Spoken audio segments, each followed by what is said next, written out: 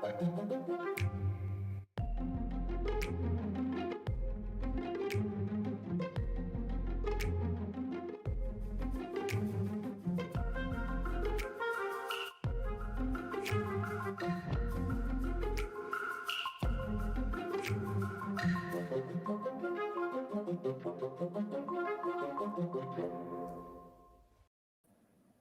there, I'm Brian Taylor, and welcome to a very special edition of my Herald podcast. In this episode, we'll address your questions and your worries about the COVID crisis. Later, I'll discuss that issue, the issue of COVID, the new Omicron variant, of course, with two senior politicians. But first, I'm going to put the questions that you have submitted, the questions you've sent in, to an acknowledged expert, Professor Linda Ball of Edinburgh University. Linda, thanks very much indeed for joining me. I think it's fair to say we've had a wide range of questions, an indication, I'm sure, of public concern. How would they be other than that? Let's just go through a few of the questions we've received. One from Cara Jones in Glasgow, first of all.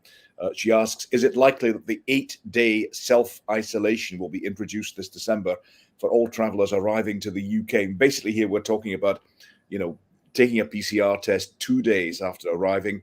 First Minister has suggested it should, and the First Minister of Wales suggested it should also be an 8-day check as well. Take us through this issue and where we are and where we might be.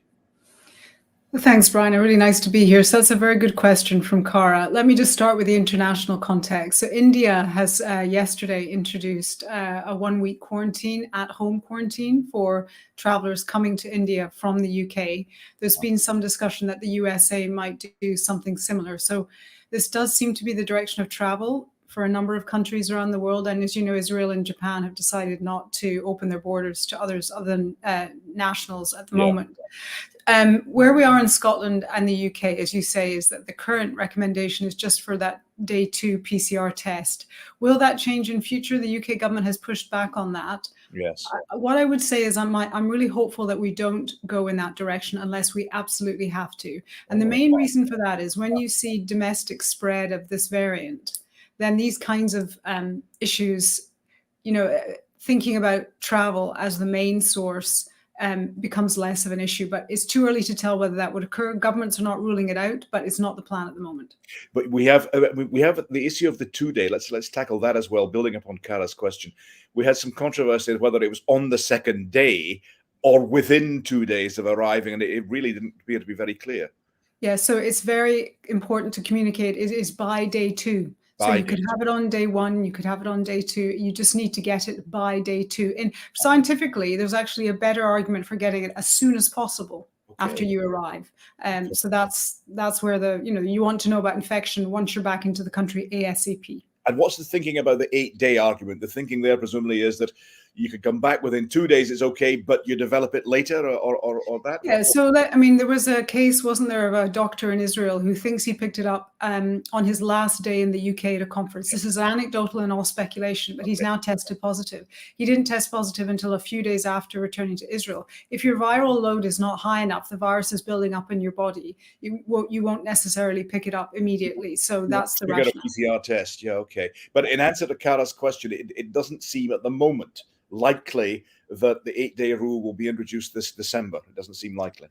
That is not on the cards at the moment. The situation is moving rapidly, and I highlighted a couple of countries that have done that. My personal hope is that we do not have to go down that route, but it cannot be ruled out. Okay, thanks. Let's go to a question from Tom and Carol McDonald in Helensburgh. Thanks for your question. They say they're visiting France over the Christmas period. And a travel-related question. They've been told to require evidence of a COVID booster for their pass to get onto the ski slopes and hospitality and all that sort of thing. But they say that those booster doses don't show on the Scottish vaccine passports yet. What's the situation with that?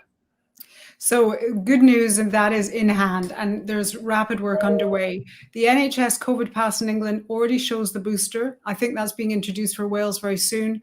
The vaccine team and those working on the app know it's a priority. I think it's absolutely imminent. What I would say on the plus side is a QR code.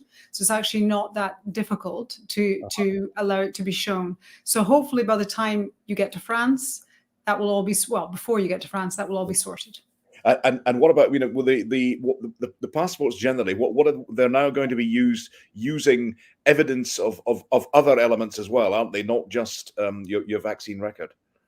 Well, I think you need to look at every single country. So let's just deal with domestically at the moment. Domestically in Scotland, if you needed to show your COVID app vaccine evidence, it's just both doses you would need to show. Okay. As you know, if you're going to a nightclub or the football, the alternative that's being introduced now is a lateral flow test. Uh-huh. In relation to what's required in different countries, it varies. It must be 2 or 3 doses of a vaccine, or it might be a recent infection, etc. It varies by country. I actually don't have the France regulations in front of me, but do check. What's your take, Linda, on whether this is sensible precaution or whether it's interference with the private citizen? What's your take on that argument? I think where we are at the moment, it is still needed and required. And in fact, I see Germany just this afternoon, Brian, seems to be saying that they're not going to allow people who've not been fully vaccinated to access hospitality, etc. So countries are really taking these certification schemes seriously. I hope that they're in place for as short a time as possible, because we do not want to be having that kind of requirement indefinitely. Okay, let's move to our excellent question from Colin Murdoch, who really gets right to the root, I think, of public anxiety at the present moment. He's worried he won't get to spend Christmas with his family again this year because of the new variant. Basically saying, will there be more restrictions put in place? You talked earlier about it being a moving situation, and it is. But I mean, you can hear the anxiety that there is behind Colin's question there. Yes, and Colin, I share your anxiety, about that. But what I would say is very uncertain at the moment. Even if we had a big escalation of Omicron cases, it may be that we need to be a wee bit more worried about January than Christmas, just thinking about the trajectory. That's uncertain. All organizations, including government, of course, are considering what they have to do in a worst case scenario. But what I would emphasize is that we have the vaccines now. We don't have any evidence that they won't protect against severe disease and mortality. So I'm really hoping still that this Christmas will be quite different to last year. But if things get really tough, governments are going to have very few choices. I can't see the situation dramatically changing in the next couple of weeks. We have to watch this space. I know I'm saying that to every question. That's genuinely where we are scientifically at the moment. Well, it's interesting you say that, because Professor Jason Leach was giving evidence to the Parliamentary Committee today, and he said the phrase he uses on a daily basis is, give me more time, give me more time. Sometimes you ain't got more time, you just have to take a judgment based on the information you have. Let me just pick up on a couple of things you said there. Omicron, how worried should we be by Omicron? How reassured should we be that the vaccine that are presently there can tackle it? I think we should be worried by Omicron because it really genuinely does look more transmissible. We don't know about disease severity or immune escape from the vaccines, but we have confidence that even if the vaccines are weakened in terms of transmission and infection, that they will still work in saving people's lives, basically, even these current vaccines that we have. Yeah. And so I am worried, Brian, but I'm not worried that I'm not saying these vaccines are useless. They are still working, and they will still work, even if not as well, against Omicron. Okay, now the questions are still coming in. We've got one in the last few seconds from James in Largs. He says, at 80 plus and having both jabs and the booster, am I less at risk of the new variant or not? That's a really tough one. So, James, from what we know so far, which is very preliminary, you are certainly at less risk from this variant and any other variant with both doses of a vaccine and a booster. And the reason I say that is because when you get your booster, your antibody levels go up again, you mount an immune response, your T cell and your B cell memory cells are strengthened. So your body is in a much better position to fight off any infection. We have questions about this variant and the current vaccines, but nobody's suggesting that this variant is going to be a disaster for the vaccine. So you're far better to have those vaccines. Okay, so whatever, it's better with the vaccine than absolutely. Than ask you about that. One from Jean Mary Knowles. Thanks very much for your question from Isla. Questions from all over Scotland now. With the rapid changes of hospital admissions in South Africa, do you think the Scottish regulations are currently adequate, especially with the closeness of the festive season? She also wonders whether PCR testing should be required for all travellers by air. Well, PCR testing, so let's just deal with that one. We're not requiring PCR before you come back into the country. That might change. We are requiring it on day 2. I think the current approach is proportionate. If we just said, okay, let's just implement a lockdown now because we're worried about a new variant, and then we discovered in 2 or 3 weeks from the science that actually it was not as disastrous as we'd intended, we would have damaged education, businesses, etc. So I think where we are now is reasonable. Many countries are doing similar things, but the option is there to take more action if we need it. So it's this word proportionate, isn't it? It's proportionate, but on the other hand, it's precautionary as well, isn't it? You have to think, prepare for the worst and hope for the best, basically, don't you? Yeah, and universities are doing this, the government's doing this, businesses are doing it. They're saying, okay, here's our emergency plan if we need to put it in place. So let's remind ourselves, Brian, of the 4 harms. Harm 3 is social harms. Harm 4 is the economy. Harm 1 is the virus to health, and harm 2 is the NHS and social care. We need to keep in mind all of those, and we need to balance them. Jean also asks, well, if there is universal PCR testing for travellers by air, should this be funded by the UK government? I guess the argument against that is you can choose not or to fly. You know. Well, my personal view is the government shouldn't be expected to fund that. Okay. I do think we need free asymptomatic testing and symptomatic testing within the country, and we have it. And we are hugely fortunate to have these tests widely available that we can use regularly. That's the ones you pick up from the pharmacy. In many countries you have to pay, and it's big inequality. But when you're making the choice to go abroad, for your employer or for your own purposes, I know the price is certainly probably too high, and there's discussion about other providers taking advantage. But I think it's reasonable for people to have to take that on themselves. Okay, a couple more questions, then I'm going to ask you just maybe some general comments on where we are. Question from Thomas Harvey in Loch Maben. His wife was recently hospitalized with extremely high temperature. She was told it was a respiratory viral infection. Now, basically, she passed a PCR test. He wonders whether she can now be tested retrospectively to see if she had Omicron. Well, first of all, really sounds an awful experience to go through. I'm really sorry to hear that. The short answer is no. What the PCR will do is pick up genetic material from the virus that can then be sequenced. You have to have that positive test during an infection. So it picks up any variant. Yeah. So we can't tell whether she's had it. She could look at whether she has antibodies to COVID-19 if she was in the ONS infection survey, or you can purchase antibody tests, although they vary, and I wouldn't recommend that. But we wouldn't be able to tell from an antibody test whether she had antibodies to this variant or any other, okay. Unfortunately. Another question, Tom Strang. Where's Tom from again? He's from Glasgow, I think.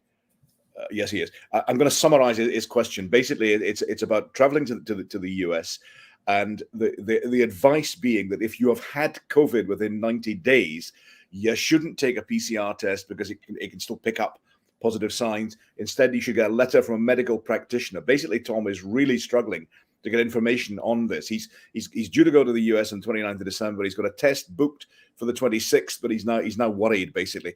Have you heard of this idea of medical practitioners being given certification instead? Yeah, I can't directly advise Tom there. What I would say is my understanding from the Canadian context, which would be very similar to the US, if you can provide evidence of that infection, which would be your previous positive test, that is permitted by the authorities. That's certainly the case for Canada.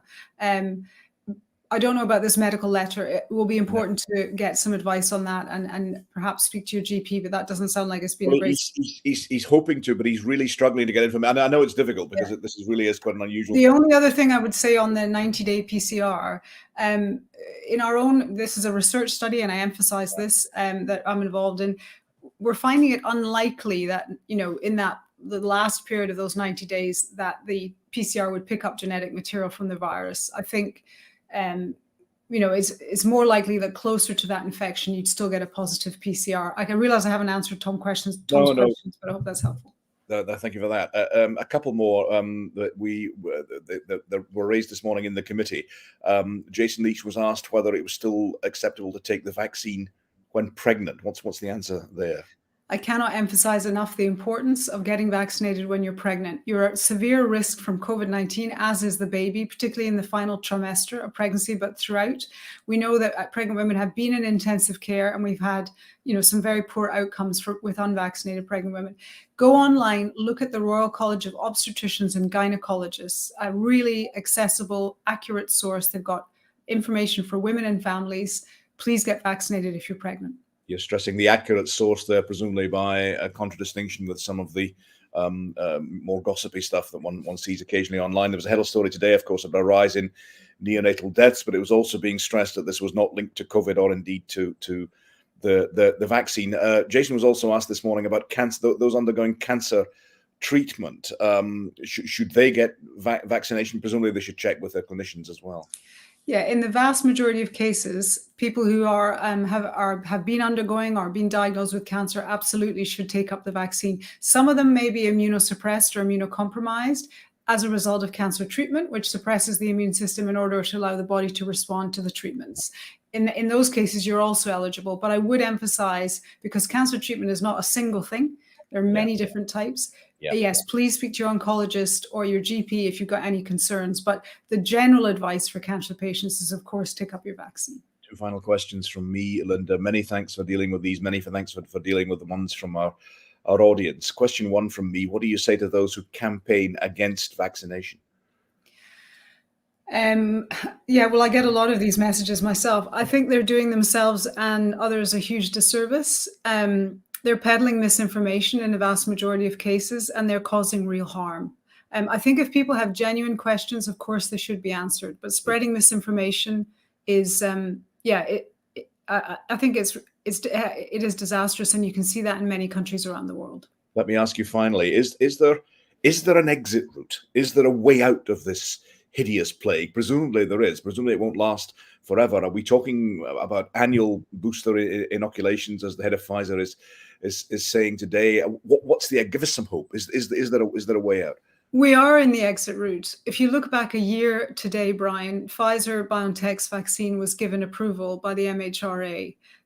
It's amazing the progress that we've made in Scotland. We've got 72% of everybody in the population, 83% of people over the age of 12 with the vaccine. The route out is going to be gradual. The pandemic ends with a whimper, not with a bang. Vaccines, yes, I don't think we're going to need one every 6 months. We might need another one as a booster, but then it will be more vulnerable groups. So I think we'll probably get repeat vaccinations in future. And hopefully we'll just learn more about this new variant. We won't have to respond in the dramatic way we have, but I think things are going to be bumpy still for the next few months, but we are on the way out of this. Linda Bald, thank you very, very much indeed, particularly for that note at the end, but thank you for answering the questions so frankly. And thanks to all the viewers, listeners. I'm not sure how you describe them on a podcast, but thanks to everyone who wrote in with the questions. Professor Bald, thank you very, very much indeed. Thanks for joining us. I'm going to move now to our two political guests, Claire Adamson and Miles Briggs, are due to join me now. Thanks both indeed for joining. Let's pick up on that point right at the end there. Claire and Miles, we're right in the middle of it. Omicron looks awful. It looks dreadful. I think Jason Leach said this morning, if you look down a microscope, it's catastrophic. Perhaps it won't be as bad on the ground. Claire, are there any signs of hope that we're coming out of this? Is there any upbeat note at all, or is it all universally gloomy? I think we have to take that from the expert, as you said, Linda, who said that things are getting better. I think that we'll come out of it as a whimper, not as a bang. I think that's really important. It'll be a gradual process of recovery and gradually getting over it. But I do think that the vaccines have been absolutely key to this. They've been the game changer.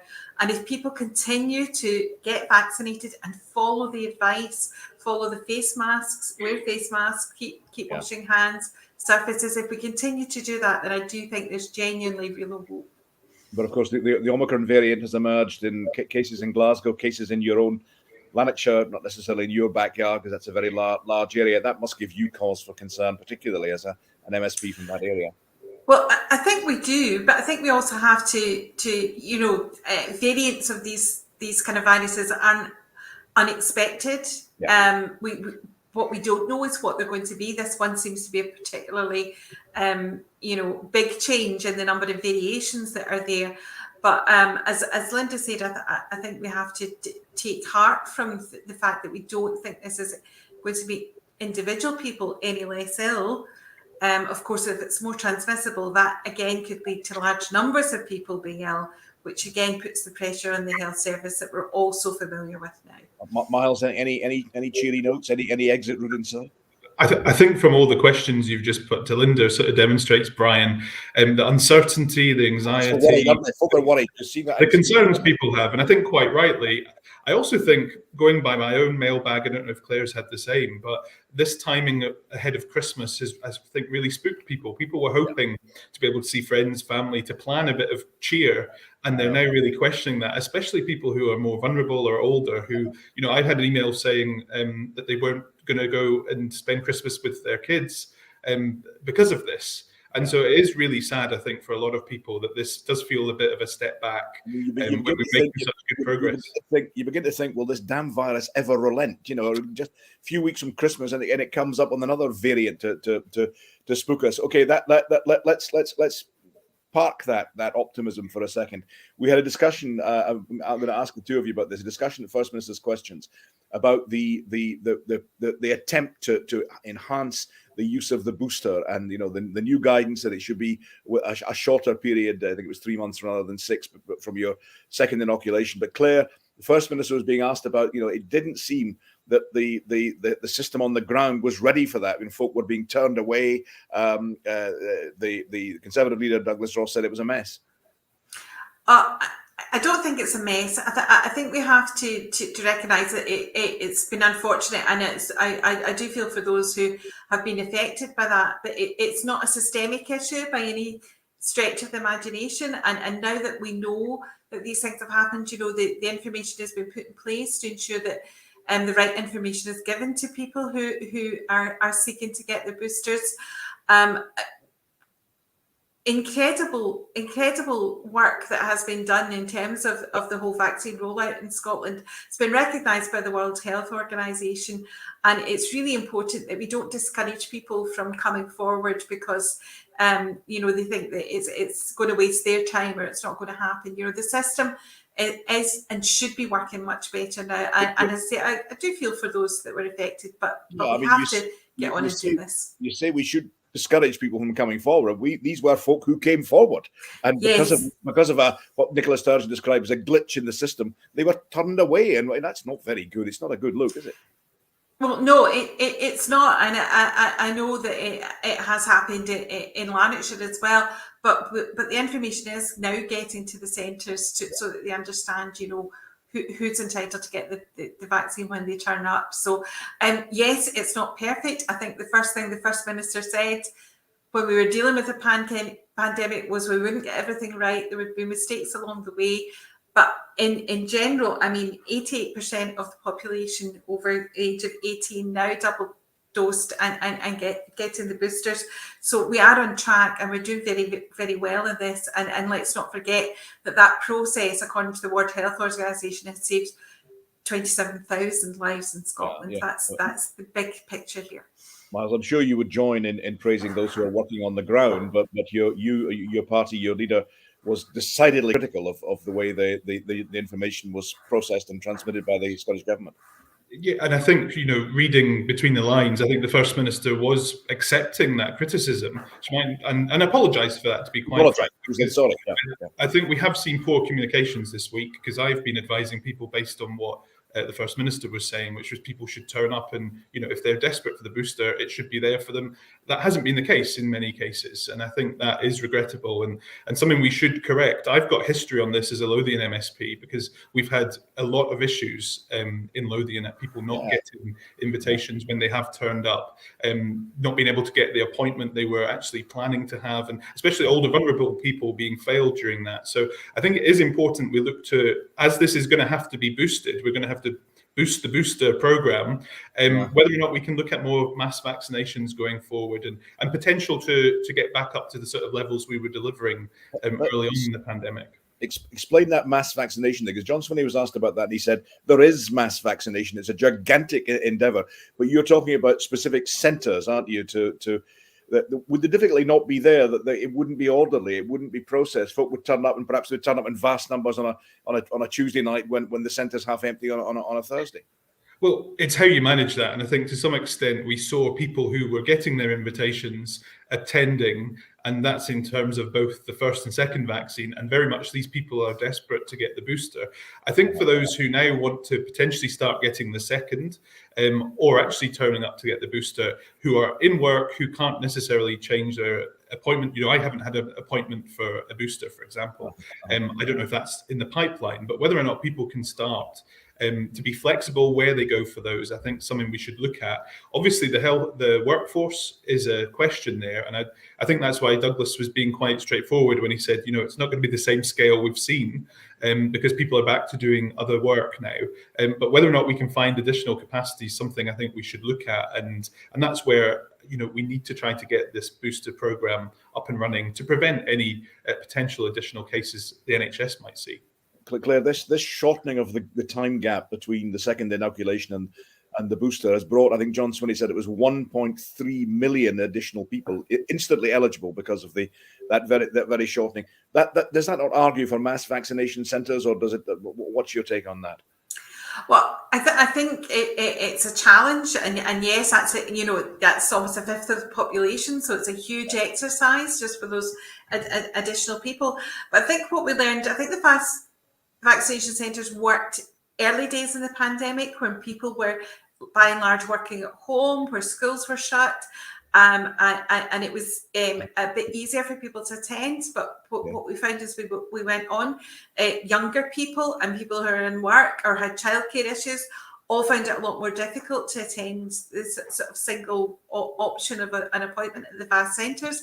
So I think the idea of many centres and being open within our communities and a bit of choice, so that self-selection of people being able to book their appointment rather than being sent a letter with just a date and a time on it, I think all these things will help with that process, and that's the way forward, because as you said, it's not efficient use of our time and resource, which is so precious at the moment in all aspects of the health service, that we don't have people having these huge centres empty at times of the day. It's better that we have a system that's running efficiently. How about that, Miles? It's better to be small and local and deft rather than having these gigantic centres. Well, we now know what we need to try to achieve, and I think how we're going to do that in a short period of time is what we really need to assess. And every bit of capacity to get people with a booster, I think, now needs to be utilised, and I hope we'll see that. I certainly think I've always been concerned people who are sent a letter but can't get flexibility around their work. How do they actually go and get these vaccinations or boosters? And so I think we need to try to build in more to the system for people to be able to access these almost kind of whenever they want. 24 hour vaccination centres might be something which health boards should look at doing. Let's talk about travel. Let's talk about the way that the Omicron variant arrives in the UK. We have these cases in Scotland, cases in England. We now have evidence of community transmission that's within Scotland taking place, but travel seems to be still a key issue. Miles, were the UK government too reluctant to act over transport? I mean, the suggestion has been that even their own experts, the SAGE experts, advisors to all the governments on these islands, were saying there should be pre-travel tests of travellers, and yet that was set aside by UK ministers. No, I think I agree with what Linda said in the first section. I think what we've seen has been proportionate. It's been evidence-based. What we really need to do, though, and I think all governments around the world are doing this as we speak, is this is a hugely movable situation, as Linda outlined, and we need to therefore see what's going to have the biggest impact. And we've learned a lot about clunky lockdown procedures we've used and how they don't necessarily have the desired outcome. So I think part of this going forward for all governments across the world is actually how you're going to make sure you can really use these tools, which are, like I say, quite clunky, to prevent the spread of the virus. But most people who are traveling are vaccinated and have some sort of test taking place. And I think that's where, be it a PCR or a lateral flow test, that's taking place already. So we're in a better place than we were at the beginning of this pandemic. Claire, the Scottish Government's arguing that the PCR test on arrival should be not just after 2 days, but a further one after 8 days. I put that to Linda earlier. What's your thinking on that? Why would that be advantageous potentially? Well, I just, again, we listen to the experts, and Linda's definitely an expert in that area.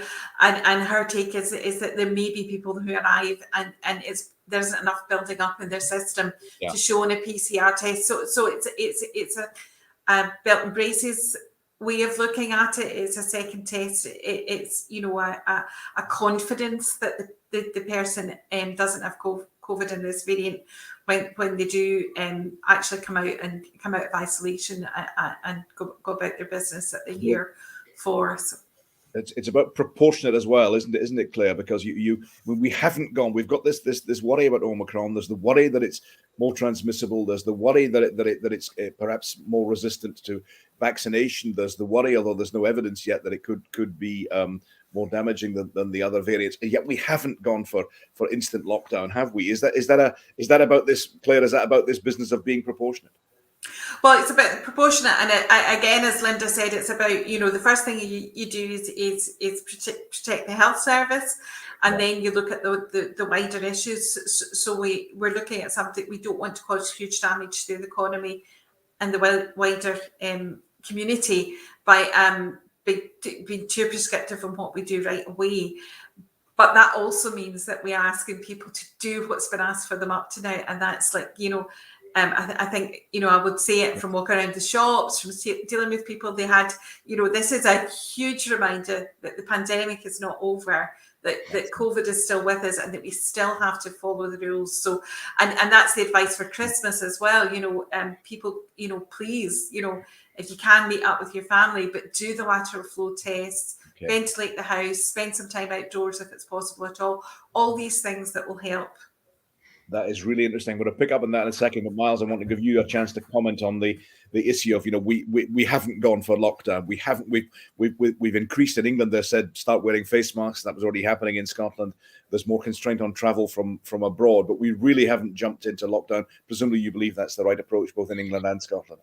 Yes, and it's, making sure, like Claire's already outlined, we have lost so much during this in terms of our children's education, businesses going to the wall, that just to lock down every single time we see a mutation and a new variant can't happen. We all need to accept that. I think where we can be proportionate, we're doing just that. And I think that's, each government will have to take their own decisions on this, but I think certainly, hopefully in the next few weeks, we'll have the sort of science around this to show us whether or not this is a variant strain which we really need to take further steps on. But at the minute, I think it's been proportionate, and certainly in terms of all our measurements about hospitalizations, things like that, that seems to be the case. So I think we've just learned, like I've said, far more than we were at the beginning of this pandemic.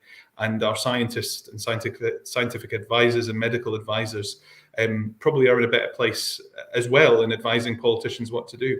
Now, Miles, Claire, let me ask you each. Miles, going to pick up with you on that point that Claire raised there, which I find extremely interesting. It's not resistance, it's not rebellion, it's not insurrection. It's just folk are sick, fed up of these constraints. They're sick, fed up of these blasted masks. They're sick, fed up of when they wear them, when they don't. And I think Nicola Sturgeon herself said, you can see the evidence that folk are beginning to just drift away from it. Do we condemn that, or do we need to understand it? What Miles first, then Claire? No, I think everyone's absolutely sick to the back teeth of this awful disease. I think part of that is people feel they've lost. I really feel sorry for older people who are retired, who feel like they've lost 2 years out of their retirement during this period as well. But young people as well who have been really impacted.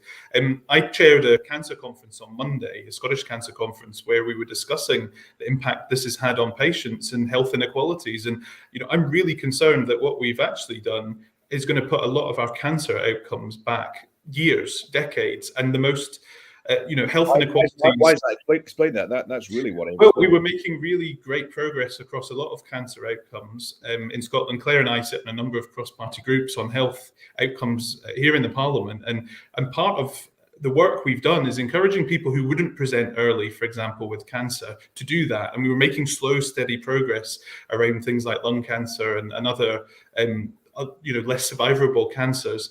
Anecdotally, we're now hearing kind of people have not wanted to go near the health service. They think the health service has just wanted to deal with COVID during this period. Is that because they don't want to bother the health service, or they're also worried about catching some disease?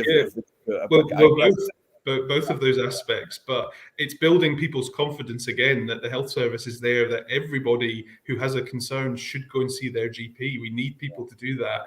And, I think that's a message Claire and I, have been regularly saying, but sadly, that's not the reality. People who don't want to go near their GP, who sometimes are in the most deprived communities in Scotland, don't necessarily seek out that help. And that will have a detrimental impact on all our cancer outcomes as we come out of this. And we need to actually get back to that focus on other health issues. Mental health being one we've not touched on, but the mental health impact of this is absolutely huge as well. Claire, let's run with that. Let's run with that as a topic. Are you also concerned that other health areas of to be addressed are being, it's not neglected, it's not overlooked, it's just that the focus has to be upon COVID?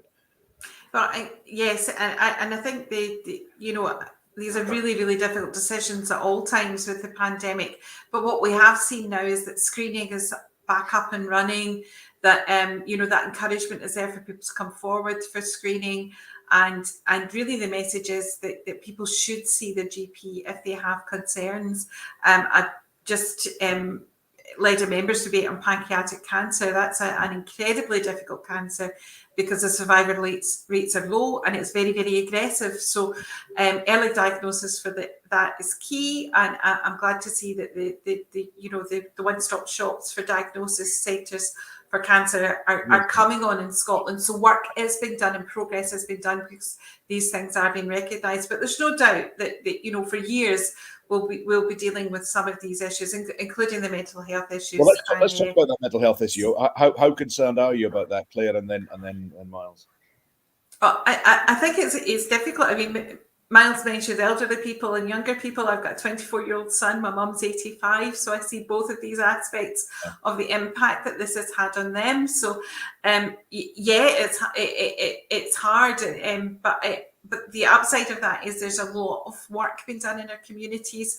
Third sector organisations really, really came to the fore in terms of support and well-being. I think the storms at the weekend have shown us that we need more community resilience there as well to be able to support vulnerable people in situations like this. So I think it's all about building that community spirit behind what we're doing in terms of a well-being economy, which we're all moving towards as well. So it's about really bringing these strands together and seeing how we can work going forward to ensure support's there, to ensure the opportunities to get support are there, particularly for our young people, and to really build that resilience in our communities going forward to deal with this. Miles, you raised that issue of mental health. Presumably you're gravely concerned that is something that will have been, it's a double disaster, isn't it? Because the problems will have been enhanced, and yet perhaps the remedies will have been constrained. Absolutely, and I think across the age groups is where we kind of need to find a solution. And I know older friends who have kind of lost their confidence during this, but I wouldn't say that's a mental health concern. But I know people whose children now have anxiety issues, and that's something which has really grown. My real concern is that we don't have the services necessarily for non-crisis mental health services in place. And in Edinburgh, for example, the average wait for a child to see someone is now over a year. For an adult, it's over 2 years. So, the health board, there's no point for GPs to refer people almost to these services. It's worse to say you'll be maybe seen in 2 years by someone. So I think we need to, like Claire touched upon, really look at what services are going to be out there to help support people and not build the best crisis service, but try to get this at a grassroots level across communities. And the third sector used to do so much of this. They've obviously had the same pressures of lockdown as every other organisation. And I worry that they're not in the sort of place we would hope at this moment to pick up a lot of that work as and when it comes. One hopes they do revive that, but we've got a lot of time left. So I'm going to turn you to, what we're in past years obliged to call the festive season. I'm not sure it'll be all that festive, but perhaps we can still make it as festive as possible. I'm not a Scrooge on these matters, but I'm slightly skeptical, as I always am, about everything.